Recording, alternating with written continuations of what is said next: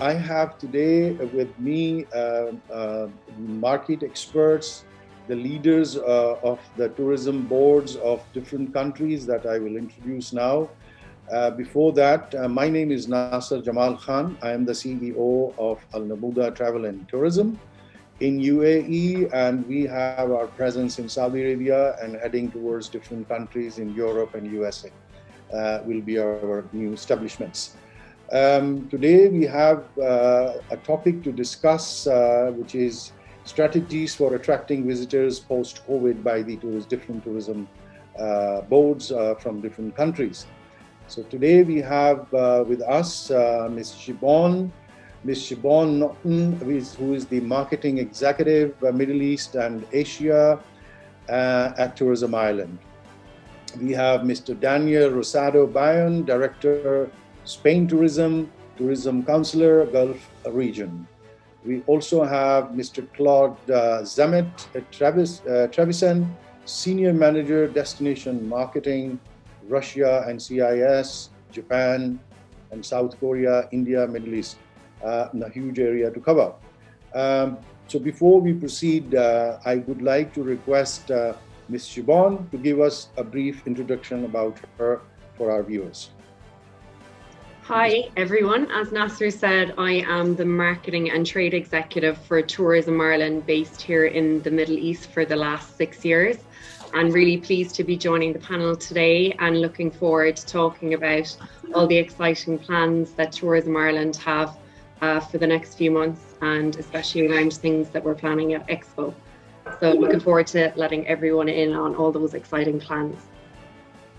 Thank you, Siobhan. And Daniel, may I request you to please introduce yourself? Thank you very much, Mr. Khan. My name is Daniel Rosado. I am the Director of the Spanish Tourism Office for the GCC countries. We are based in Abu Dhabi, but from here we cover all the region. We are very happy to be here today and be able to discuss with our esteemed colleagues all about the new situation and all the things that are coming up this very exciting year. Thank you, Daniel. Claude, may I request you to please give us a brief introduction about yourself?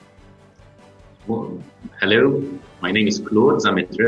I work for the Malta Tourism Authority. I'm very happy to be with you today and to join my colleagues from Tourism Spain and Tourism Ireland and share with you the strategies which we are forging for this very exciting moment in history now that we are looking at moving into a situation post-COVID, so to speak.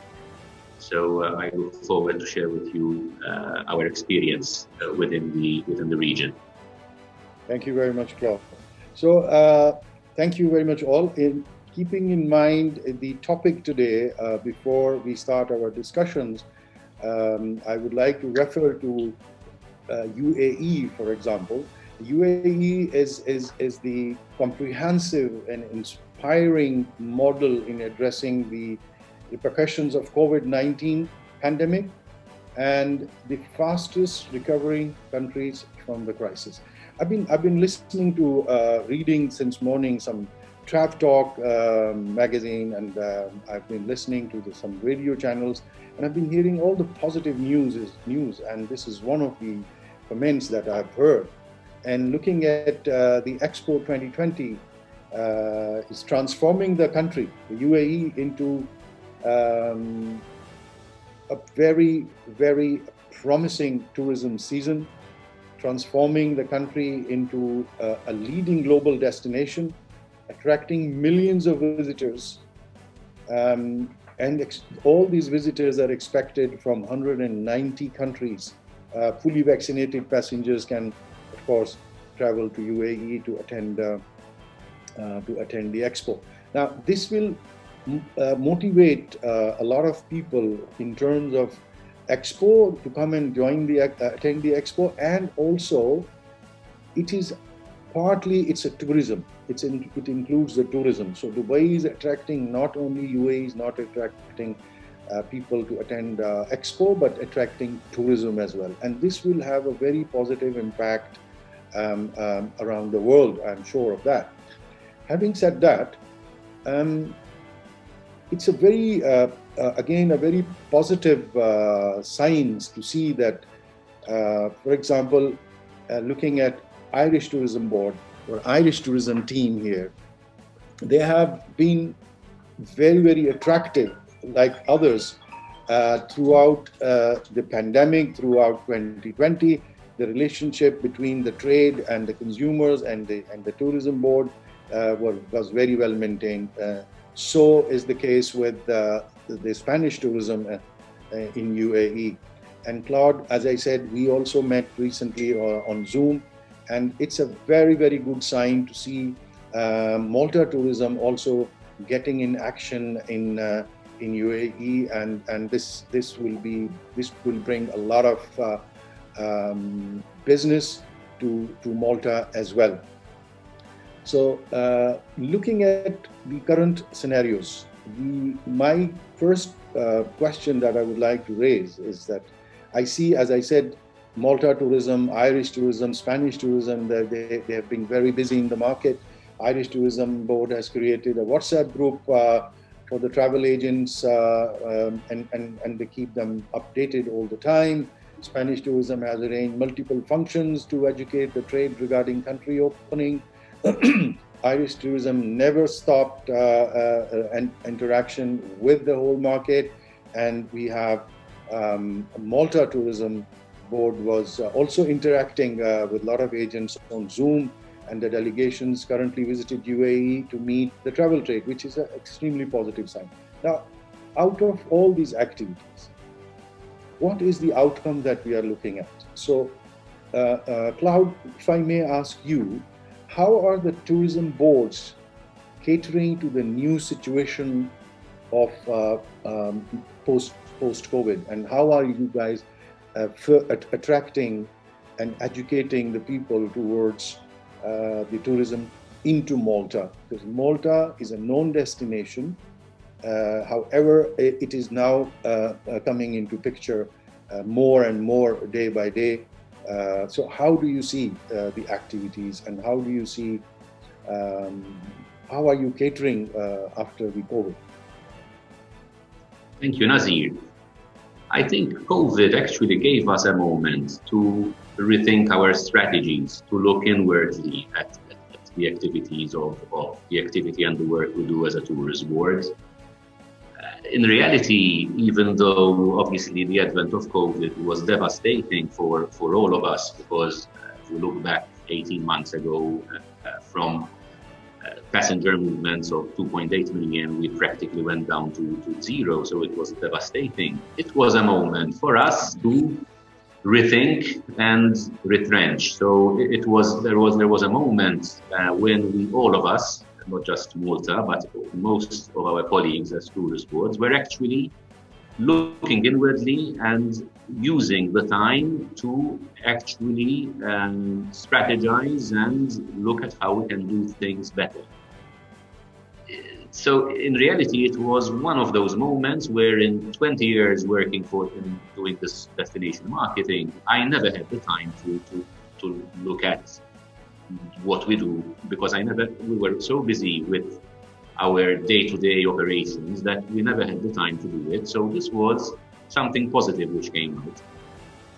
As you said, rightly said, and for us, the UAE and the Middle East, we are a new destination. So one of the decisions which we took as a tourist board was to give more importance to this region in particular, because we believe that it is a region which has a lot of potential and which merits a stronger presence from our side. Being a new destination means that it's very exciting for us. I look after this region, and I am extremely excited and very motivated, because for once I have a market which has immense potential. I was looking after mature markets before, particularly European markets, Italy, Spain, France, the UK. These are markets which, for Maltese tourism, they are our main source of markets. The UAE is a new market. We are a new destination, so to an extent, it's virgin territory. So I'm enjoying myself, to be honest with you. And last week, as you said, I was there. We actually had a delegation visiting our representatives in the region, and we met with a number of tour operators over there. All the conditions to travel from the Middle East and from the UAE in particular are there. We've got all the ingredients. We have flights, we have the COVID restrictions which have been lifted, particularly with the Al-Hosna vaccine certificate, which is now recognized, and obviously the product in Malta, the offer in Malta, which is there. I strongly believe that the industry, even though it has changed significantly, everybody yearns for the human contact. And it is a people industry, so my visit last week confirmed this. The fact that we went to meet the operators after 18 months, to talk to them, to meet them in person, to give them a clear signal that we are here and we are here to facilitate business. And this is what we do as a tourist board. What we do is we facilitate business. We are here to bring people together, bring the different parties together, whether it's the MCs in Malta, the local handling agents, with the partners in the UAE. We are here to do that. And we are here to show that the confidence, to build confidence again in an industry which unfortunately lost a lot of that due to the COVID pandemic. So I think the future is bright, and in terms of strategy, now we've got to work very hard to make sure that in terms of Malta being a new destination, we've got to work very hard to build awareness. We've got to work very hard with the end consumer to build brand awareness on the ground through advertising campaigns, etc. And more importantly, we have to work hand in hand with the B2B channels, particularly with the travel agency networks, with the tour operators, with the travel partners, the travel brotherhood on the ground. There's a lot of work to do.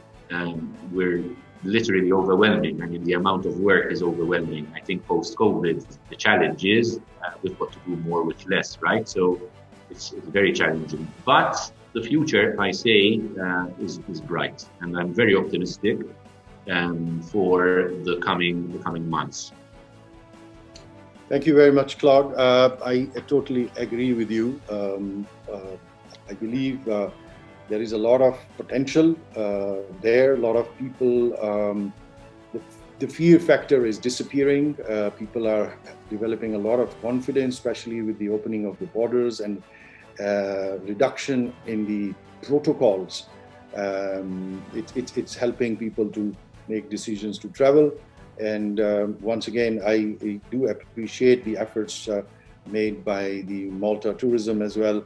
And I can see the seriousness, because we had an opportunity to meet during the ATM, the ambassador of Malta, Her Excellency Maria Camilleri Kaleja.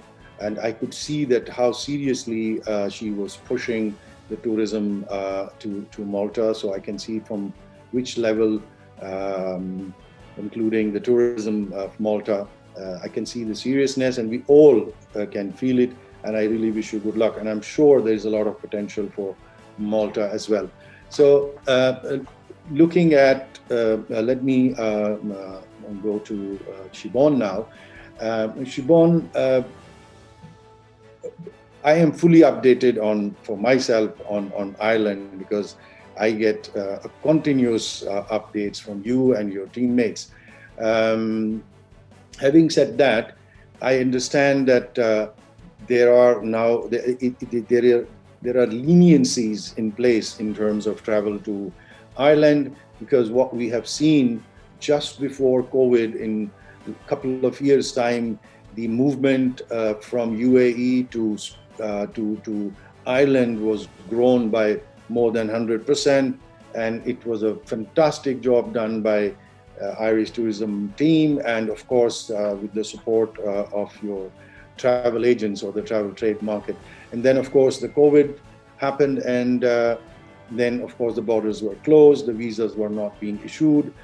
and Sinopharm was not accepted in many countries. But now things are opening.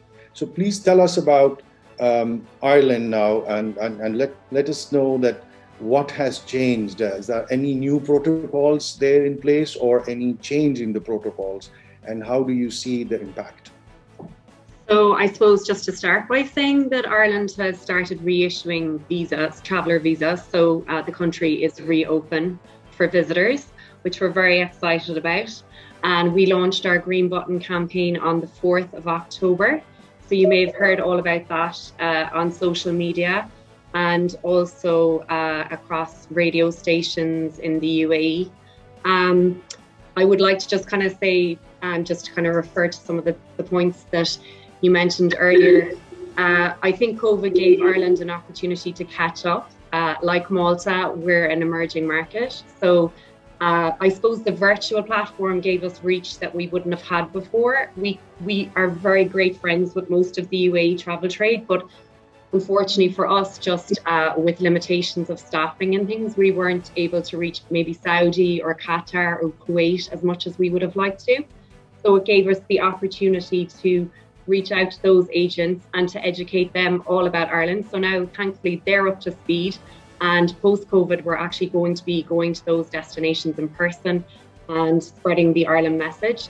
Another fantastic thing that actually came out of COVID was collaboration. And what I loved about it was the collaboration that we did with other tourism boards, with other NTOs. Our first live event in the UAE was actually in collaboration with the Spanish Tourism Board, the Swiss Tourism Board, the Austrian Tourism Board, the German Tourism Board. So it was fantastic just to see that collaboration. And even with the Maltese Tourism Board, we've engaged with them as well. So it's really just helped that everyone's actually begun to collaborate and realize opening up travel is something, if once we do it collectively, you know, it's going to help everybody. And I suppose our exciting plans then for Ireland is our Irish kind of team centrally realised the importance of this market, and now its weighting is much higher probably than previously. They realise the huge potential, and they're going to leverage that via Expo. So the biggest investment that the Irish government is making internationally this year is at Expo, and they're using it as a platform to relaunch Ireland and tourism, and encouraging visitors to come to Ireland via Expo. So basically, we have a green button activation at the Irish Pavilion, and we want everyone to come to the Irish Pavilion and start their trip to Ireland at the Expo Pavilion in the UAE. So it's all really exciting stuff that's happening. So, you know, I'm just so excited for what's going to happen in the next year. And I really think that Ireland is in a unique position now that it's an ideal destination for visitors from this region. And we're finally getting the recognition that we put so much effort into it. I think that people are going to finally start. We're going to get the footfall to Ireland in the coming months. Excellent. Siobhan, yes, I agree with you also. And I would like to visit Irish Pavilion almost every day if I can. Please keep my invitations ready. Nasir, it's there, you know, you're coming several times. It's your second home for the next 6 months. That is indeed. Yes, at the same time, what you mentioned about all the tourism boards and collaboration in place, I think as a travel and tourism agent myself in UAE, we would like to thank all these tourism boards because they created the vibe in the market by doing the live, of course, following the protocols. But this was a very positive and a strong message by all the tourism boards, and the leading tourism boards were, of course, likes of yourself and Daniel, of course, and others as well. So it created a lot of positive vibe, and travel agents also could see the light at the end of the tunnel, and they started to plan. They came up with a lot of packages and so on. So having said that, we spoke about initially a few months back the vaccination. We all know that UAE is one of the best countries in terms of vaccination, in terms of the percentage of vaccination, whether it was Sinopharm and now it is Pfizer. It was it was amazingly well managed, and most of the people got vaccinated in UAE. So as a result, the people were so confident of traveling. So having said that, some countries, including Spain, they started to accept Sinopharm, which was amazing. And I think Daniel will agree with me. Etihad Airlines, they came up with a new flight to Malaga, to direct flight, and it was filled within no time. So having said that, Daniel, if I may ask you, what do you see that the impact it was, the acceptance of Sinopharm by Spanish government, what kind of impact it brought in terms of tourism to Spain? And a lot of people went there, and what was the experience? So what sort of itineraries were designed for Middle East travelers by the market here, or what sort of itineraries the passengers preferred? Of course, Spain is a very well-known destination. So compared to pre-COVID, was there any change into people's behavior, into people's priority in terms of itineraries? And one more important thing, Daniel, I would like to throw some light on that, and it was very impressive that in certain areas of Spain, there was an insurance coverage provided for the people who, God forbid, got stuck in the country due to COVID. It's not just the sickness, but other expenses were covered with this insurance. And that was looked at very, very positively by the passengers. So could you just share your views on these, please? Yes, thank you, Nasir. Well, first of all, I should ask you to leave some time to visit the Spanish pavilion, because you're going to love it. Be considered as a safe destination. Being considered as a safe destination, it's key for people to regain all the confidence to travel. That's linked completely with the different measures that were implemented by the government and the different regions, such as the ones that you have mentioned, like the insurance. There were different regions that had insurance which covered all of the possible complications that could come in the travel if there was a COVID positive. So with these insurances, all the expenses were covered. So that gives also a little bit of peace of mind to travelers. Spain is a very secure destination. Safety is our utmost priority, and the health system is one of the best worldwide. But in case anything happens, like a COVID positive, everything will be covered by that region. So it all comes into the bucket of having confidence that the destination is secure, is safe, and that is the first step to recover the travel. So as Claude was mentioning also, we have passed through different phases. No? I would say we can say that there are 4 different phases, no, that we have been through. No? The first one is when the destination was closed and everything was on standby. After, there was a reopening, no? Still a high pandemic, but and little travel, no? Essential travel. And then we enter more recently into an implementation, into a third phase, no? Where all the measures were implemented in order to try to control the COVID situation. And from the tourism perspective, we also gave that information out to raise that confidence, which is key to recovery.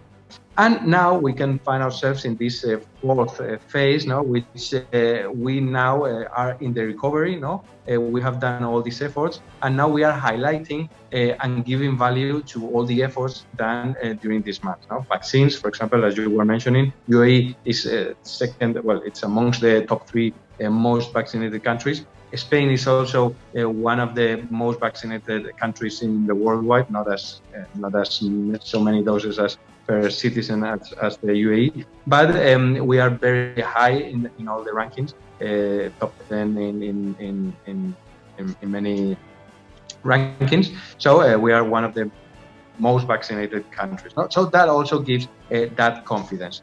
The new itineraries that have been configured for this time of the COVID situation, it's that people are looking more for less crowded places. No, they are looking for nature or outside the cities. No, although we have seen that that is something this summer has been there. No, cities were not as demanded as other times, but they were still quite demanded because that European lifestyle that these Spanish cities offer is still something that is very demanded. So we can say that now we are in a situation where people are, travelers are still demanding the same thing as before, but there's a change, a slight change, and people, although they go to the main places, they tend to take more place, go to more places. So from point of view, I came here at the end of 2019. I started working here, and suddenly everything got shut down. There were all these lockdown, and we couldn't do anything. So now, finally, at last, it looks like this new normality is coming back. The new norm is here, and we are open now, and we can do things. And that's very positive for me. I have October and November fully packed with activities, travel, and many events. And that's a relief, and we are really happy to start to work again in the travel, in the promotion, which we are doing it from the office, and also we are doing it together with the partners. And also it has been very helpful to be able to during this time be partnering with other tourism boards, which that for the sector I think it was key for bringing all the efforts together. And also we have been partnering with our partners in Spain, destinations, hotels, DMCs, which has helped a lot into bringing this recovery and trying to do not let anyone behind. So at this point we can say that many things are happening. There are new trends, but still these new trends are, they go hand in hand still with the usual kind of itineraries to Spain. Right, thank you very much, Daniel. We can see that there are a lot of actions and activities taking place by yourself and your team, and definitely it will bring positive results. So, having said that, the travel trends are almost similar, but we have seen most of the clients wanted to shorten their stay compared to 2019 and or if I may say pre-COVID. People are looking for short-haul flights. People are looking for shortened stays in places. So, what is your information on this, and have you guys seen this trend? This question is I'll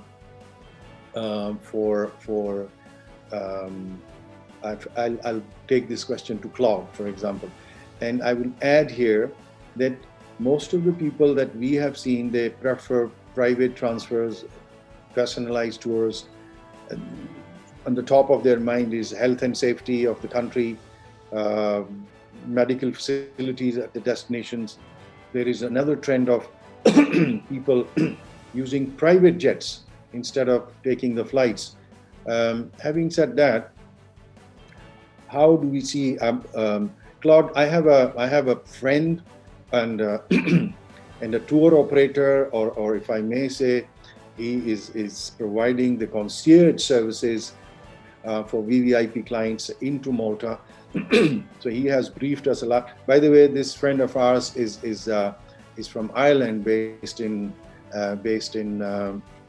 Malta. He's given us lots of information on that, but this is for VVIP clients. But how do you see that these requirements or these demands and these expectations by the clients are, how is Malta geared up for all this, these requirements? On top of that, we have 3 flights. Emirates operates 3 times a week to Malta.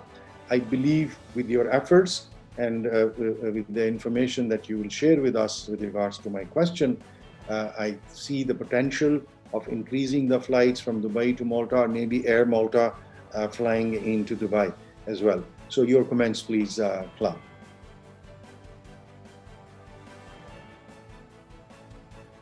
Claude, we can't hear you.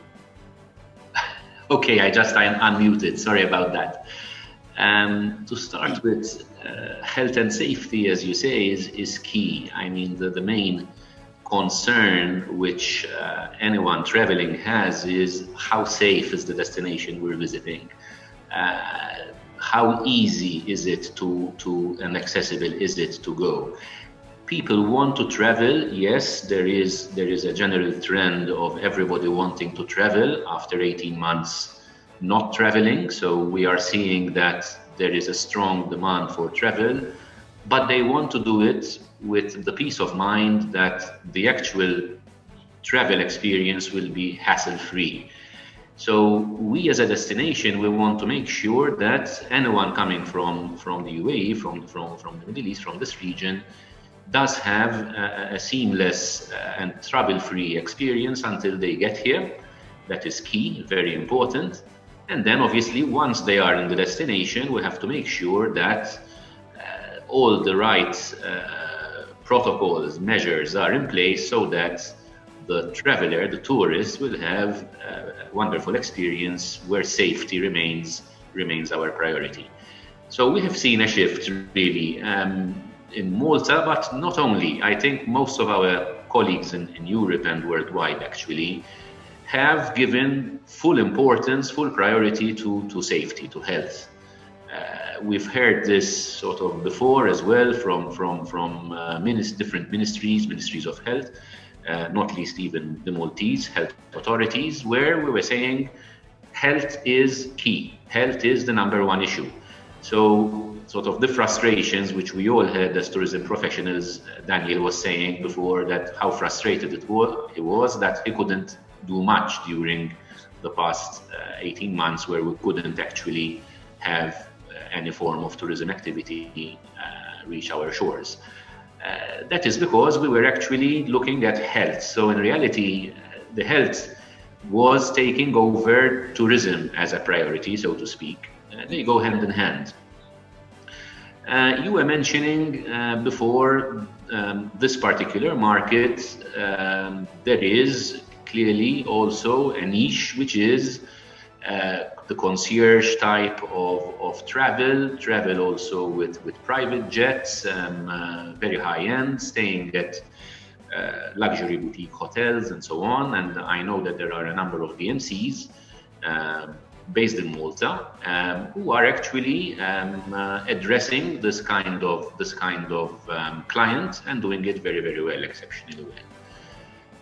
Malta is a destination which caters for different types of tourism. So as a destination, I believe that you need to have a healthy mix of 4-5-star tourist families, short stays, longer stays, particular segment-based motivational segments. So be it whether it's diving or learning English as a foreign language or wellness or religious travel.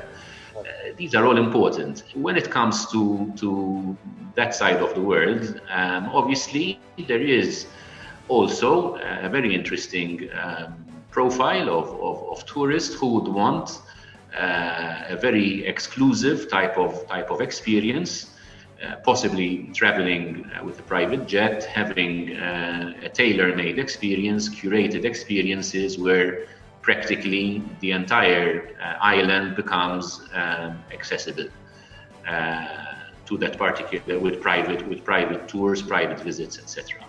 This is possible. Obviously, it requires a lot of attention, but we do have the expertise, particularly with some specialized DMCs like the one you mentioned earlier, who can cater for these kind of needs.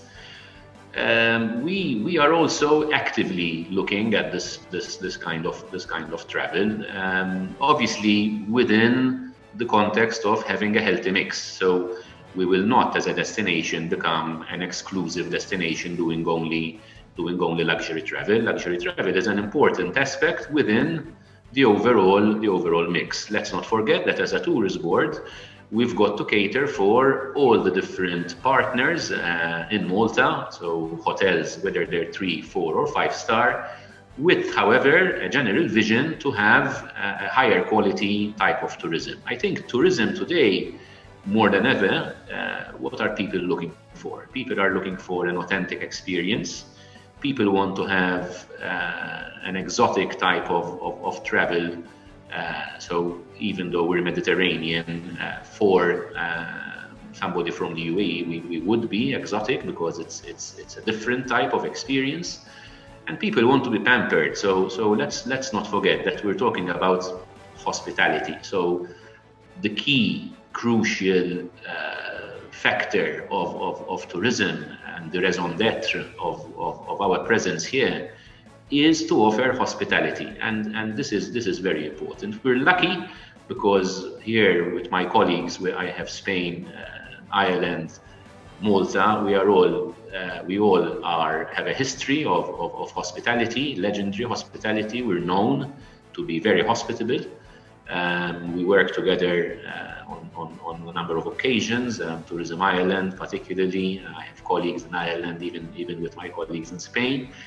And this hospitality remains key. And ultimately, we're the human being. We want to be pampered. We want to have an enjoyable experience. We want to recharge, to reconnect with ourselves. So I think the main focus should be offering this basic need within the destination and doing it very well.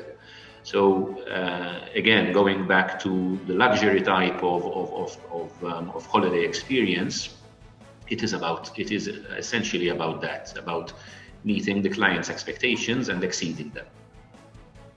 Thank you very much, Claude. Well, there's one more thing that I would like to add here is the food in Malta. It's very close to the food the GCC people would like to have, and it's very close to the GCC food, as well as the language.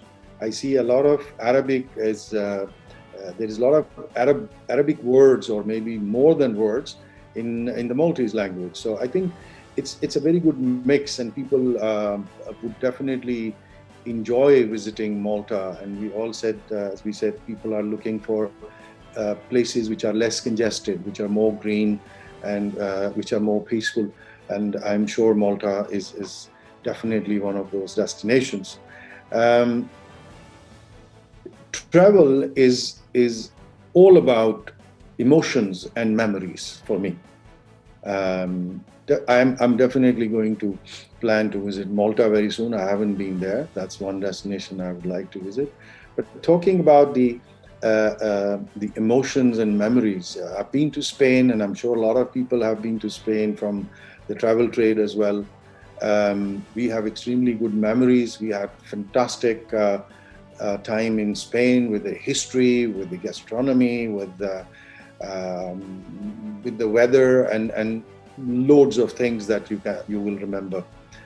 I had then an opportunity to visit Ireland. I went to Ireland, and if I want to talk about the memories and emotions, I didn't want to come back from Ireland. But I did not have a permanent visa to stay there, so I had to come back. The hospitality, Claude, that you mentioned, it's true. This is the number one priority and expectation, and number one key for the tourists to be attracted to any country.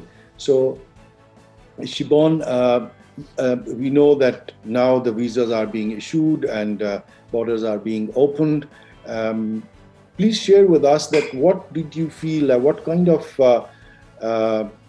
itineraries, and what are the expectations of the passengers who would be flying into Ireland? and what are the changes, what are the new things that they should expect in terms of confidence, in terms of their plans into Ireland, and in terms of number of days they should plan into Ireland. Should it be a few days, 3-4 days? Should it be 7 days? For me, I don't think anything less than 10 days is enough for a short stay in Ireland. That's my personal experience. But what's your experience? What's your opinion about it? And what would you suggest? Well, the first thing I'd say is that we're still the land of 100,000 welcomes. The welcome hasn't changed. It's still going to be a very warm welcome. And I suppose we're fortunate that Ireland was always a not very congested destination. It's full of greenery, fresh air, very temperate climate, which I think will be very welcome to visitors from this part of the world who I think have been in heat for a long time. There's nothing like stepping off the plane in Ireland and just taking that first breath of fresh air into your lungs. Good for the soul. I think it's good for your health. So what we've actually been seeing with even people who are booking now, it's definitely actually they're booking for longer. They seem to want to go to Ireland and definitely do like Dublin and take in the shopping. I think we're being helped by the fact that you can get your tax back still in Ireland post-Brexit. So basically they're coming to Ireland, they're doing their shopping in Dublin, but then they're heading out to the coast, to the wild Atlantic way, out there to get the like fresh ocean spray in their face and just to dwell there and, you know, experience all that our beautiful nature and countryside has to offer. And the great thing about a lot of our luxury properties, actually most of them, because I just visited them in Ireland recently, they're not operating at full capacity. They're operating at about 70%, just to ensure that, you know, safety procedures are being followed to the optimal amount. Obviously, we still have all of our safety charters in place, but it's done in such a way that you actually don't even realise. It's just very seamless. I mean, it was just done in such a nice way. And the experience really hasn't suffered. It's actually even gotten better, if possible. You know what I mean? I just feel like the attention to detail has gotten even better. A lot of the experiences have become even more bespoke, which I think is even nicer. It's just become more personal. So the trips, I mean, it would have always been chauffeur drive, like airport gateway, chauffeur drive anyway for people from this part of the world. But I think when you go to do the experiences now, because of the safety protocols, it's actually smaller numbers, which is nice. So it's like family groups together. And we have that amazing like luxury experiences. Like Nasir, you were out in Lough Derg on the yacht, you know, going around these private houses. And lots of people are actually booking private rentals as well, because we're fortunate in Ireland to have a lot of these private castle experiences where literally it's your own and that's your property. And then we bring in all the activities like your falconry, your shooting, your hunting, you know, you want to do fishing or you want to go horse riding, you can do anything you want. And I just think the experience has probably become more special. I think people have started to think more out of the box. They've become more creative. So I think it challenged everyone, but it's actually made us all better because it made us have to be inventive. And I think that we're going to excel going forward. And I really feel that Ireland is the destination going forward for this part of the world. Thank you, Siobhan. Thank you. You mentioned shopping. This is a very important topic for me. And the group of people that we traveled with to Ireland, Siobhan, you remember, shopping is another very essential item for the people who travel from UAE to other countries, and especially people like me. Shopping is very, very important. GCC people would love to go shopping. So the shopping experience also in Ireland was amazing. It was not just because of the shops and the pricing and the brands. It was an experience that people had, the group of people that went to shop in Ireland. The experience was with the people. with their hospitality, they're so humble, they are so welcoming. So I felt, I saw that people who wanted to buy just one thing, they came out buying more than 10 items maybe. So it was just the hospitality, and the key is the hospitality was the key for the people.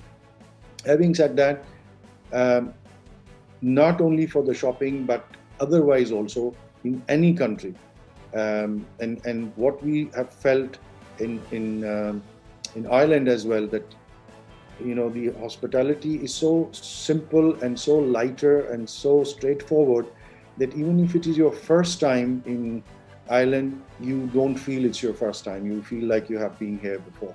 So fantastic. I believe there is a lot of work done by all the tourism authorities and boards here. And Siobhan, as I mentioned about Malta, we know that how serious you people are and what kind of activities are taking place due to your efforts, which includes, which shows the seriousness, because the Irish ambassador, His Excellency Aidan, also gets down and gets involved in pushing Ireland tourism and meeting the travel trade, which always have a very positive impact. Having said that, we are yet to see big numbers of groups traveling, because vaccination is one issue, grouping is another issue. People are still coming back with the confidence right now. But my question is to Daniel now. Daniel, do you see that? Have you seen in the last couple of months or 3 months there were big groups or even mid-sized groups traveling together, or huge families traveling together as a group into Spain? We have been, as a travel and tourism company, we also saw some groups, or I call it a group because if a family size is 10 passengers together, it's a group. 15 is a group. We have done some of them, but then again, from your point of view, Daniel, do you see this trend is coming back, or this will take some time?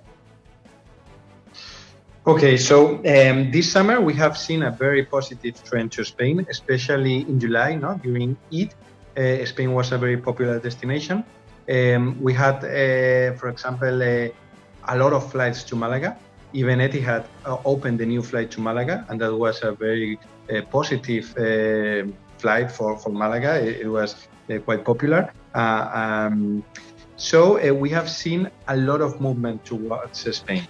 After our analysis, the main group, let's say, it will be couples. Couples demanded a lot traveling abroad, and also individual trips. But groups, especially families, as you were mentioning, we had quite a lot of groups traveling, especially to destinations such as in Andalusia, which has a big coast, Costa del Sol, Marbella, Malaga. That places we saw a lot of groups, and also to the islands. So these are places that are ideal for summer, and also there are places that are less crowded and more to discover and enjoy your vacation, your holiday in a more relaxed way. So we have seen that trend moving in, and also we have seen less travels to the main cities, which makes sense because of all this that we have talked, that people are now looking for more outer spaces, and also because in summer you prefer more the beach destinations. But having said this,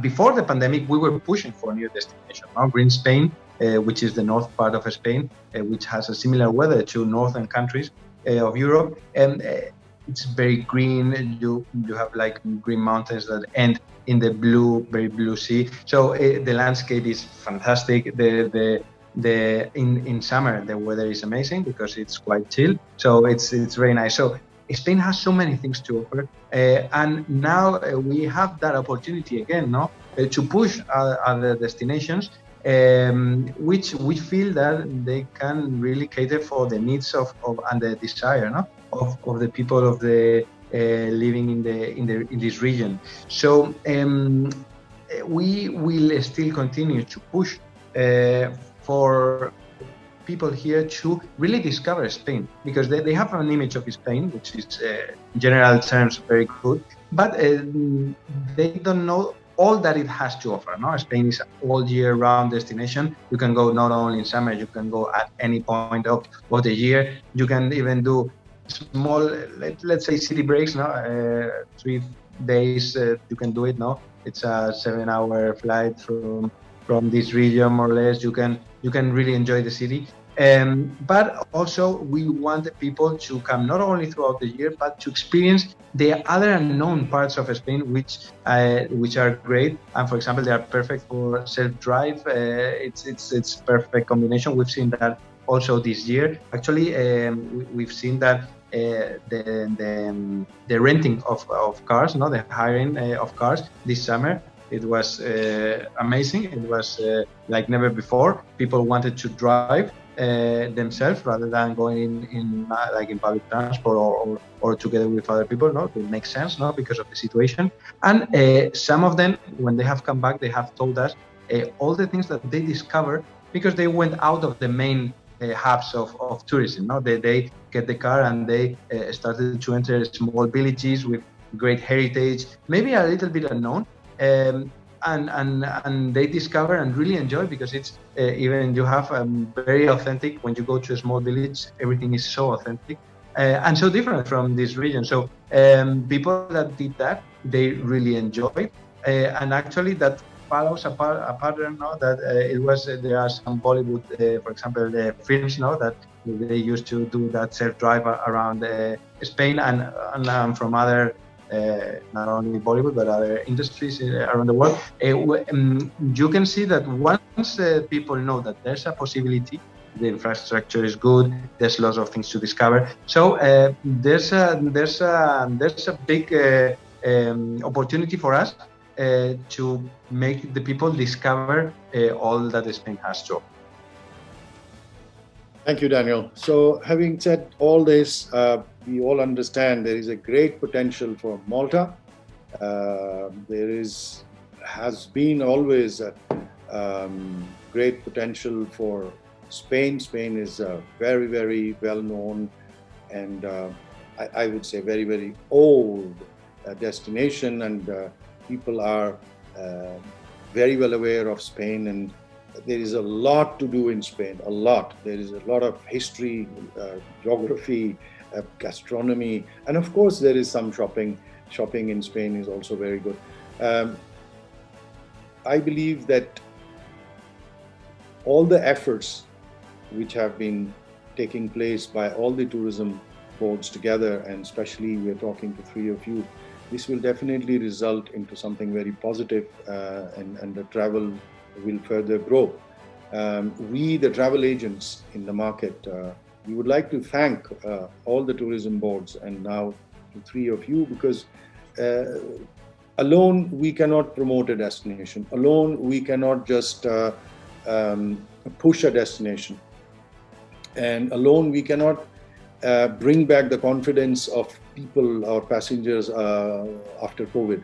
It has to be a teamwork. And we are glad to see that how active these tourism boards are. So we'd like to thank you for being so active. And at the same time, before I ask my last question, because we have to watch the time, we also, I think we all, whether the travel and tourism companies or the tourism boards here, we all have to thank the TravelTalk and the team. And the reason is that if you see how the TravelTalk keeps the tourism boards, the travel agents, the airlines, the hoteliers, they keep them connected and updated throughout the year, throughout the lows and highs, throughout the pandemic when everything was closed. And then if you see the last Gulf Travel Show, and now the Gulf Travel Show is taking place. So I think a big credit goes to the TravelTalk and team, because they keep us connected and updated. So thank you, TravelTalk, again.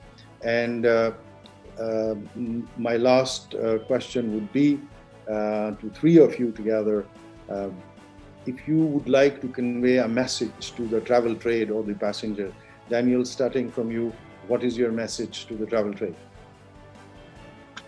My message to the travel trade will be also a thank you, because during these difficult times, we have worked together. And as you said, this is something that promoting the destination and promoting the tourism sector is something that it cannot be done by ourselves, so alone. No? You need the collaboration. And I'm very happy that we've seen a lot of big collaboration from all the agents and from all the partners here, and that is something that I'm very grateful, and I really want to thank them in today that we are in the GTS, and that it's I think it's a great opportunity to send out this message. So thank you.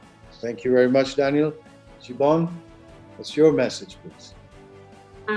Same as Daniel, I want to thank all of the travel trade. No man is an island, as they say. So, I mean, we couldn't do it without your help. And we love working with all of you, and also with all our trade media. I mean, TravelTalk, we did our Ireland Meets the Middle East event in conjunction with them in March. So they're great partners for us. And I'd like to encourage everyone to come to Expo and to the Ireland Pavilion at Expo and start your journey to Ireland at the Ireland Pavilion at Expo and see our Green Button campaign, which is live there throughout the whole of Expo. So looking forward to seeing you all there. Thank you very much, Siobhan. Claude, your message, please. Well, again, I join my colleagues in thanking the travel trade. It has been a difficult time, for sure, for everybody, for ourselves, but also for the travel trade. We are out of it. There is light at the end of the tunnel. And my message is that we are here to help you. We are here because we want to make sure that we work together.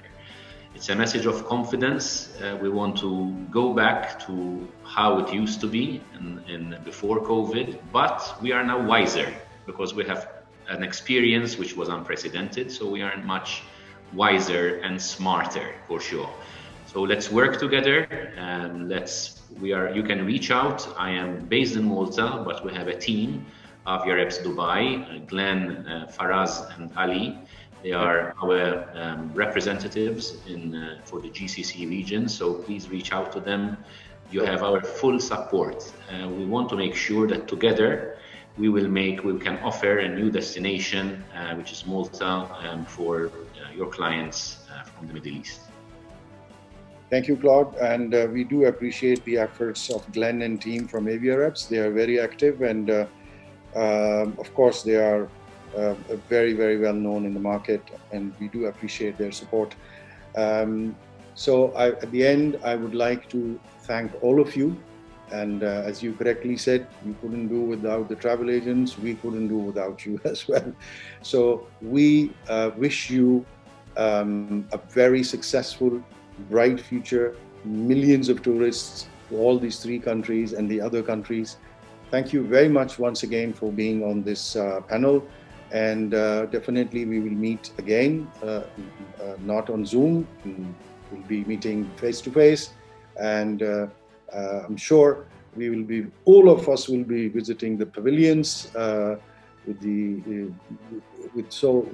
be so happy to visit, and as I said, I will be there in Ireland Pavilion and Spanish tourism. Malta, if you are there, definitely we will, a lot of travel agents would come and visit you there. I wish you once again very, very good luck, and thank you so much again, and thank you, TravelTalk. Have a good day.